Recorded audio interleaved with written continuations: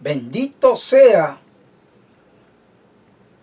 el Dios y Padre de nuestro Señor Jesucristo, que nos bendijo con todas las bendiciones celestiales en Cristo Jesús, Señor nuestro. Amados hermanos y amigos, este es su programa, Biblio TV. Biblio TV es una producción del ministerio Promises International Ministry. ¿Y que les habla? Su hermano y amigo, el ministro Nicolás Fernández. Pidiendo la oración una vez más, porque tendré nuevamente que viajar. Siempre el propósito sigue siendo igual. De lo que Dios puso en nuestras manos hace 22 años atrás, seguimos llevando este precioso evangelio a diferentes partes del mundo. Y quiero decirles, mis amados, para que no se me interprete mal,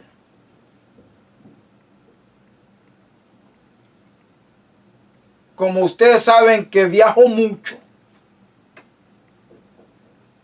y les voy a decir algo. Y se lo digo ante la presencia del justo Dios. Todos mis viajes,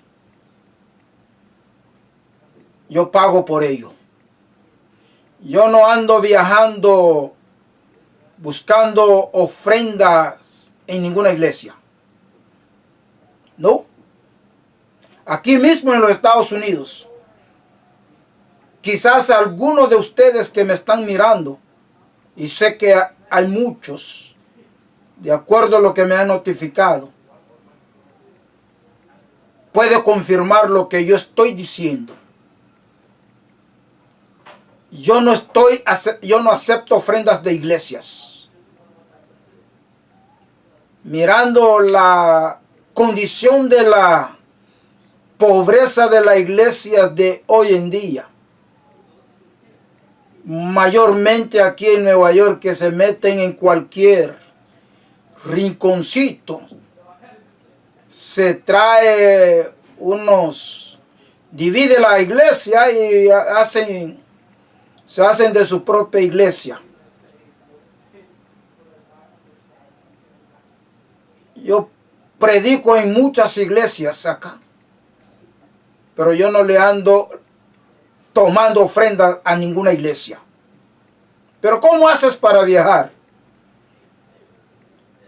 Jesucristo me dijo, digo que me dijo porque lo dice en su palabra, que el oro y la plata le pertenecen a Él. Y como a Él le pertenece todo, Dios suple mis necesidades. Y usted podrá decir, no, pero la iglesia donde Él está es el que paga por sus pasajes. Negativo. Tampoco. Yo pago mis pasajes, amados. Y yo no pago pasajes de $1000, no. Hace poco estuve en Centroamérica, por todo Centroamérica. En todas las iglesias que estuve en los 5 países de Centroamérica, pregúntales cuánto me dieron de ofrenda. No. Dios no me ha llamado para depender de ofrendas. Dios me ha llamado para depender de Él.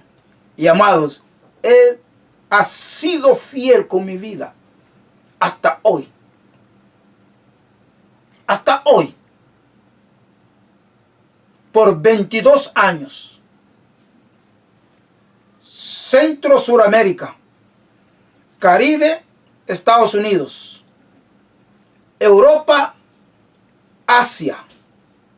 He viajado por esos lugares a predicar la palabra. A Dios doy la gloria, el honor, por los siglos de los siglos. Una aclaración. Para aquellos que quizás pensaban que yo ando de iglesia en iglesia y yo voy a esos países en busca de ofrenda, no soy siervo de Dios entonces si hago eso.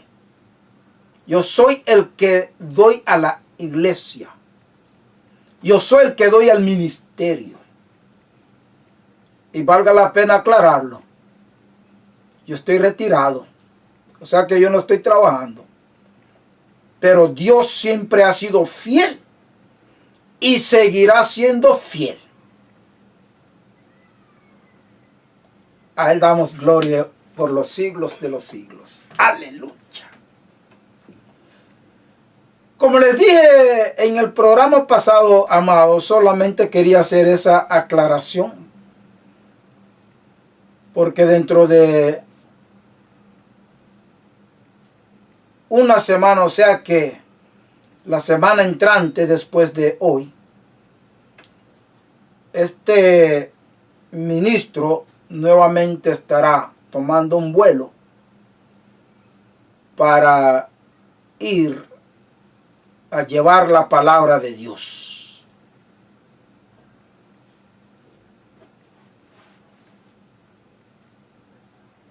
Gloria a Dios. Amados, en el programa anterior habíamos hablado acerca del profeta Jonás. Las razones por lo cual Jonás no quiso ir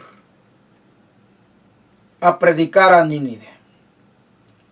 Presentamos dos razones poderosas. Número uno, Jonás conocía al Dios de misericordia. Siendo Jonás israelita,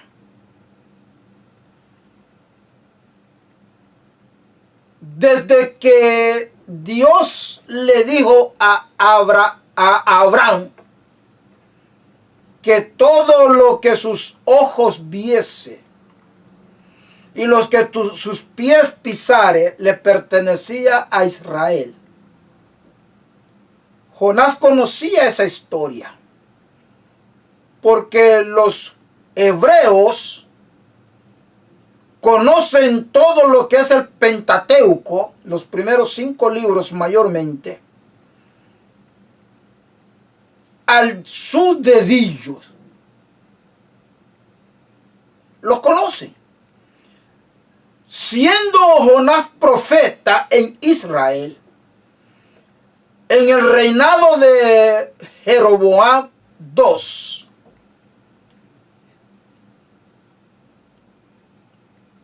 Jonás había visto grandes milagros que Dios había hecho con ese pueblo, de tanto sufrimiento, el despojo de su tierra por sus propios primos hermanos, el vituperio que Israel había pasado. Jonás lo conocía. Y con todo eso, Israel seguía hacia adelante y prosperando. Por ende, el Dios de misericordia lo conocía Jonás. Pero lo que es hacia la tierra de Nínive, había dentro de él un prejuicio que no dejó a Jonás ver el propósito de Dios con su vida. Y uno de los propósitos era que Dios quería extender las estacas ministerial profético de Jonás a otras partes. Pero el prejuicio no le permitió ni visualizar, ni entender, ni ver ese gran propósito de Dios con la vida de Jonás. Y digo, ¿cuántos hombres y mujeres se encuentran hoy en día en la misma condición? Quizás usted me está mirando y no conoces al Señor, nunca has aceptado a Jesucristo como el Salvador de tu vida. Y quizás usted dirá, yo no soy cristiano ni creyente, a mí no me toca, seguro que sí. Porque el prejuicio en una vida es lo que ha traído caos dentro del núcleo familiar. El prejuicio en la vida de las personas es el caos más grande que nuestras naciones están tal como son. Porque los que están al frente de las naciones tienen gran prejuicios personales. Entonces, cuando llegan al poder, se manifiesta ese prejuicio. ¿Cuántas familias no se destruyen? El matrimonio, por ejemplo. En un año se casan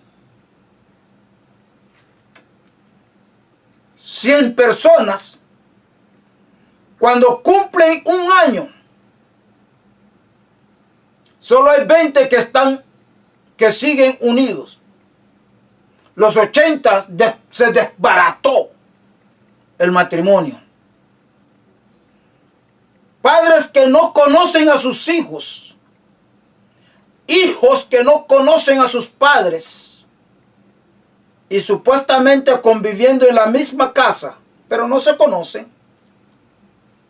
Como dijo el dicho, juntos pero no revueltos. Y tiene que ver, mis amados, con lo que es el prejuicio que hay en nosotros. Jonás estaba prejuiciado. Nínive, la capital de Asiria, era para Israel un saqueador, y es verdad. Nínive era una amenaza a Israel. Y de noche aprovechaban para ir a saquear tanto las casas, los cultivos, los bienes de los israelitas, y por ahí iban aprovechando el silencio de la noche. Jonás conocía esa situación. Y al conocer al Dios de misericordia, por eso en el capítulo 4, el mismo Jonás, después de que predicó y el mismo rey llamó por ayuno, que hasta los animales ayunaron, ojalá que fuera hoy en día, Señor. Vuelve Jonás otra vez y encara a Dios. Eso era lo que yo decía. Eso era lo que yo sabía. Que si le predicaba a esa gente, tu misericordia los iba a salvar. Tú los ibas a salvar. Y el castigo que tú anunciado en contra de ellos, no lo vas a realizar. Se enojó Jonás. Pero cuando estaba escondido en la barca, tranquilito ahí, él no entendía por qué la tempestad. Pero una de las cosas, mis amados, de lo que estamos seguros, este servidor en especial, los propósitos de Dios, Dios los va a cumplir. Queramos o no, Dios va a cumplir su propósito. Dios dijo que Él vendría a levantar a una iglesia sin manchas y arrugas. Una iglesia santa que ha vivido en santidad delante de Él, y Dios va a venir a levantar esa iglesia. La pregunta es, ¿dónde está esa iglesia? Aquí en la tierra. Porque cuando Elías en la cueva, después de que Dios había obtenido una gran victoria hacia los profetas Baales, falsos profetas del Baal, que los derrotó a todos, y aún el holocausto, el sacrificio fue consumido, una simple mujer puso temor en el corazón de Elías, porque dijo que quería la cabeza de Elías. Y en el mensaje de la semana pasada dije que Jonás tenía miedo por su vida.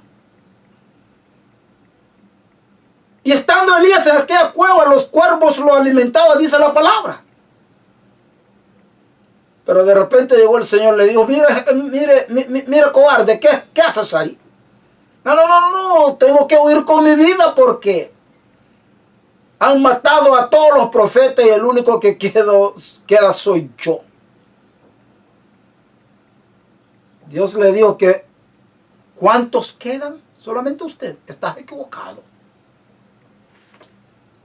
Y a veces creemos, amados, que nosotros somos los únicos que podemos vivir en santidad delante de Dios. Y eso no es así. Todavía hay una iglesia la cual no ha doblado sus rodillas a los Baales. Y esa es la iglesia que Dios va a venir a levantar. Yo no estoy hablando ni de pentecostal, no estoy hablando ni de bautista, no estoy hablando de católicos, no estoy hablando de metodistas, de presbiterianos. Yo no estoy hablando de ninguna de esas iglesias.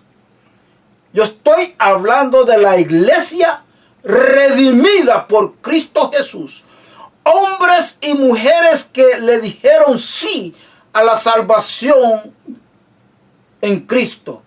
Hombres y mujeres que le dijimos al Señor, sí Señor, haré todo mi posible, todo lo que está en mi alcance, y te pediré y confiaré en ti, porque sin ti nada podemos hacer, que tú me vas a dirigir en el camino de la santidad, porque sin la santidad nadie verá al Señor. Y Dios le dijo a Jonás, ve a Nínive. Y se fue para Tarsis. Y cuando lo despiertan, lo levantan, Jonás estaba tan tranquilo, conformista. Muchos de nosotros somos tan conformistas que no podemos, que no nos deja nuestro conformismo, al ser conformistas, no miramos ni la luz del día cuando se levanta. ¿Cuántos ministros hoy están conformes alquilando en un rinconcito y pasan años y años y años Y ahí están. Ni la congregación crece ni en número, ni en conocimiento. Porque se conforman con ir a cantar 4 alabanzas, que a predicar, y lo que hacen es a gritar y a correr por todo el púlpito. Se conforman con esto.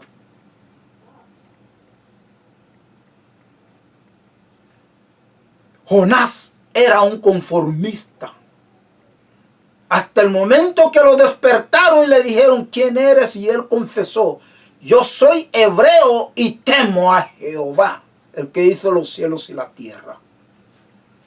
¿Qué tenemos que hacer contigo? Porque usted ha sido la causa de esta gran tempestad.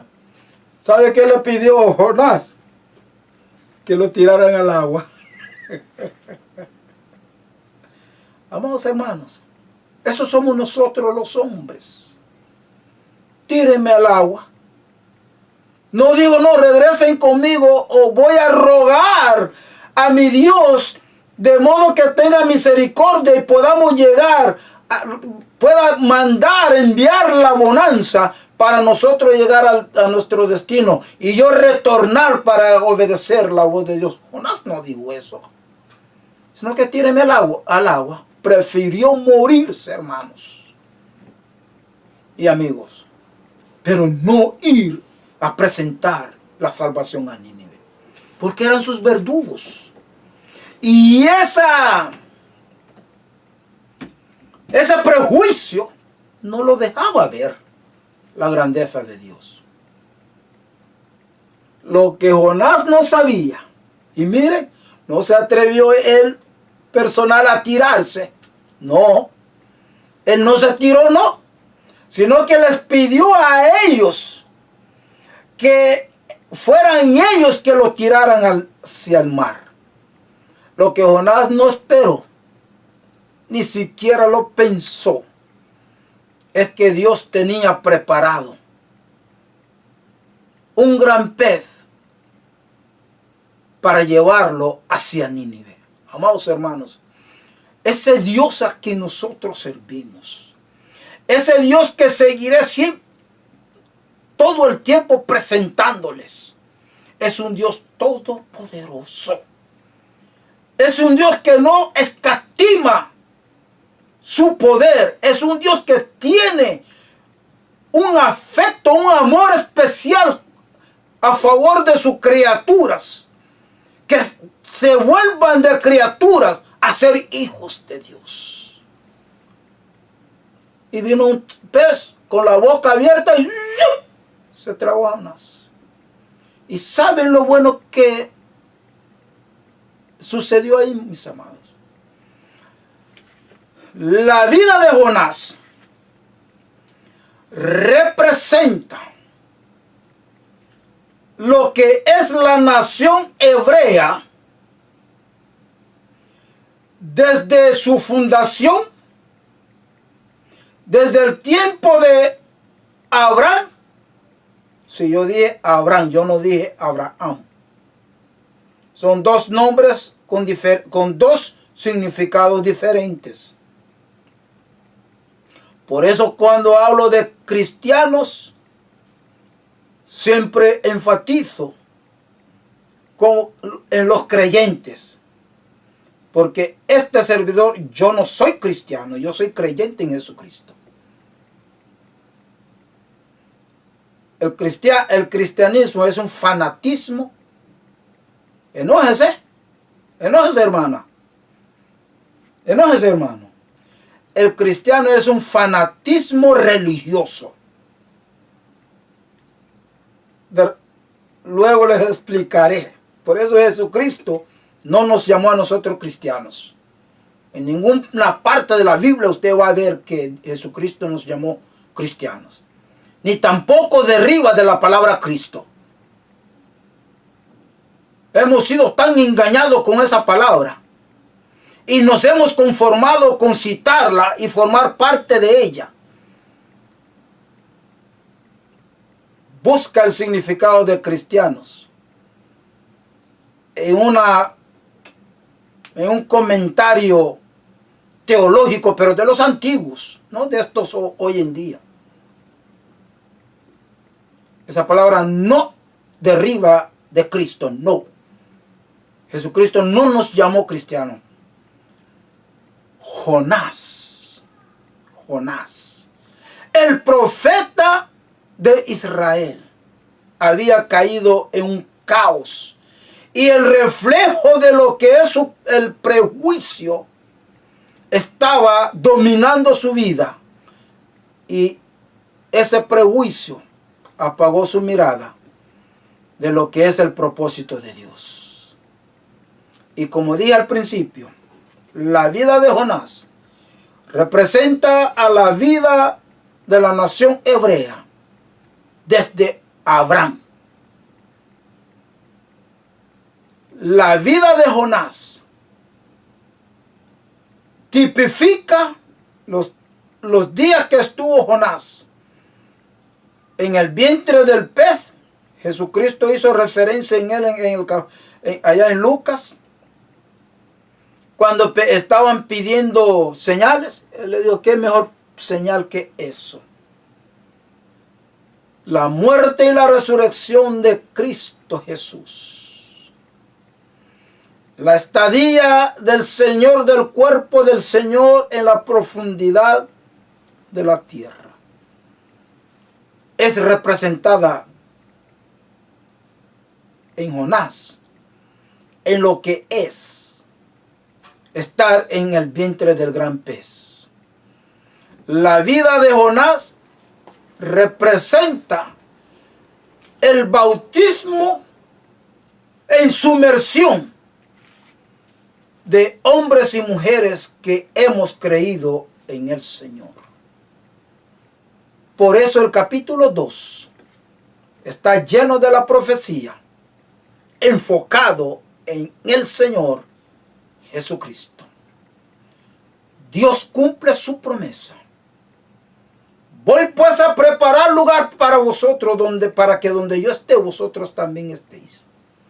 La esperanza gloriosa que nosotros tenemos es que pasaremos la eternidad con el Señor. ¿Y tú? ¿Dónde has de pasar la eternidad? Nos puede llamar al número telefónico 917-557-6792 o nos puede escribir a mirriotinto@yahoo.com. Será hasta la próxima. Shalom.